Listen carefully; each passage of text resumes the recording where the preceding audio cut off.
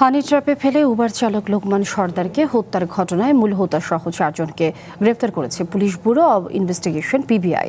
দুপুরে পিবিআই ঢাকা উত্তর কার্যালয়ে সংবাদ সম্মেলনে অতিরিক্ত ডিআইজি মোহাম্মদ ইনায়েত হোসেন মান্নান বলেন, গত 30 মে কুড়িল এলাকা থেকে নিখোঁজ হন প্রাইভেট কার চালক লোকমান সর্দার।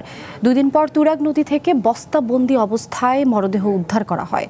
তদন্তে পিবিআই জানতে পারে কথিত স্বামী স্ত্রী বা ভাই বোন পরিচয় বাসা ভাড়া নিয়ে চালক ও তরুণদের টার্গেট করত একটি চক্রের নারী সদস্যদের মাধ্যমে লোকমানকে ডেকে নেওয়ার পর মারধর করে মুক্তিপণ আদায়ের চেষ্টা চালানো হয়। পরে তাকে হত্যা করে গাড়ি ছিনতাই করে। ঢাকা ও কক্সবাজারে অভিযান চালিয়ে মূল হোতা এস.এম. সালমান সহ 4 জনকে গ্রেপ্তার এবং ছিনতাই হওয়া গাড়ি উদ্ধার করেছে পিবিআই।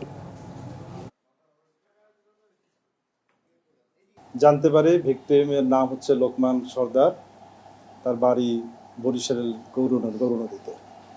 সে উবার ড্রাইভার। আমরা তাৎক্ষণিকভাবে গুরুত্ব বিবেচনা করে এটাকে জনগুরুত্ব বিবেচনা করে বিষয়টাকে খুবই সিরিয়াসলি নেই এবং ছায়া তদন্ত খুবই গুরুত্বের সাথে করা শুরু করি।